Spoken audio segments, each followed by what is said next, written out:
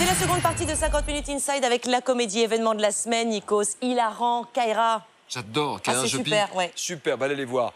Hélène Ségara, hilarante aussi quand il s'agit de revivre les grands moments de la chanson française. Sans oublier... Jean-Pierre Foucault. Jean-Pierre, notre ami Jean-Pierre qui nous parle de ses souvenirs d'enfance. Et tout ça, c'est dans People Police, hein. Avec qui? Avec Beaugrand et avec Bergès. C'est les deux B, non? Ouais, c'est les deux B, c'est les to be. Les to be.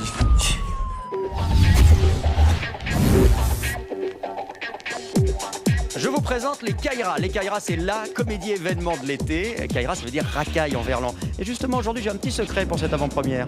Oui, transformation Kaira. Allez, on regarde la bande-annonce. Yo! Tous les trois, on est nés ici, à Melun, dans le 7-7. Ça fait 15 piges qu'on traîne ensemble. Vas-y, ferme ta gueule.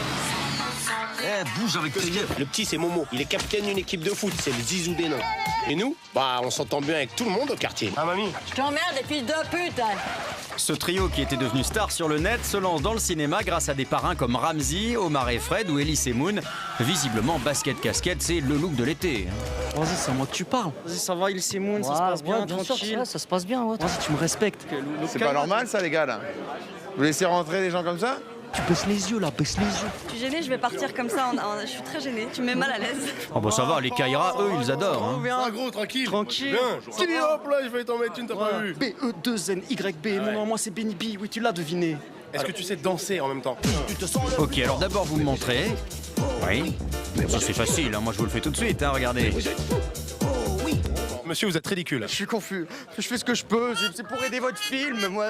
Qu'est-ce que je vous dise, moi? Et on continue avec une séquence émotion. Nous sommes partis à la rencontre d'un spécimen rare, le Jean-Pierre Foucault. Et nous l'avons retrouvé dans son élément naturel, un studio de télé. Et maintenant, nous allons tenter de nous approcher du Jean-Pierre Foucault. On y va.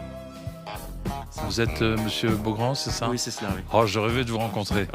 Merci beaucoup. Parfait. Je suis très impressionné. C'est la première fois que je vois un Jean-Pierre Foucault de si près. Merci. Bon, soyons sérieux, si on vient voir Jean-Pierre, c'est pour qu'il nous présente son nouveau livre, La couleur des souvenirs, où il se raconte. Ouais, il y a plus de 40 ans que je vais chez vous, chez l'auditeur ou le téléspectateur, et les gens ont l'impression de bien vous connaître. Les gens ont l'impression que tout vous réussit dans la vie, que tout est facile. Alors moi, je parle de mes bonheurs et de moments qui ont été peut-être un petit peu moins drôles. L'animateur égrène ses souvenirs, de son père, grand résistant pendant la Seconde Guerre mondiale, à son premier transistor qui le faisait rêver gamin à Marseille. Jean-Pierre nous dit tout. C'est votre dernier mot, Jean-Pierre? On vous l'a jamais fait, celle-là. Excellent. Une sacrée question. Bonsoir, c'est Jean-Pierre Foucault. Sacrée soirée. C'est par là. Bon, en revanche, impossible d'apprivoiser ce spécimen rare. Hein. C'est loupé.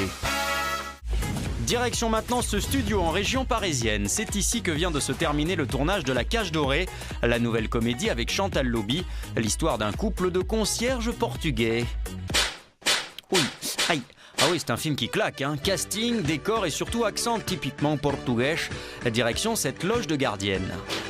On peut rentrer, on peut visiter? Quand même, parce qu'il y a Chantal. Et maintenant, petit cours de portugais. Je sais pas du tout parler portugais. Vous pourriez m'apprendre quelques mots en portugais? Oui, je veux bien. Voulez-vous que je vous dise que je vous aime? Ah bah oui, je veux bien. Amo. Amo. Non, amo, c'est pas pour manger. C'est seulement un mot, comme ça, simple. Amo. Oui, non mais j'ai un mari, je m'excuse. Et encore une baffe, tiens. Si vous aimez les brushings des années 80 et la chanson en général, rendez-vous ici à cette exposition 140 ans de chansons françaises. Et pour faire la visite, j'ai rendez-vous avec une star de la chanson, une vraie. Oui, il s'agit d'Hélène Ségara, l'une des voix les plus populaires de la variété. Au menu de l'expo, des disques d'or, des manuscrits originaux, des affiches ou des tenues de scène. Hélène nous a même essayé les lunettes de Paul Naref, les vraies. Ça, c'est une dédicace à Michel, qui me regarde sûrement de Los Angeles. Oui, Michel, Et ça lui va je bien. sais que tu regardes 50 minutes inside à Los Angeles. Oui, alors le problème, c'est qu'elle chante tout le temps, Hélène. Hein. Dis-lui. Ah, c'est une machine en fait. La Maritza, sur la plage abandonnée. Oui, en fait, je pense que c'est un jukebox vivant, Hélène Ségara. Rouge et noir. Oui, c'est bon, Hélène. Ficherai ma peur.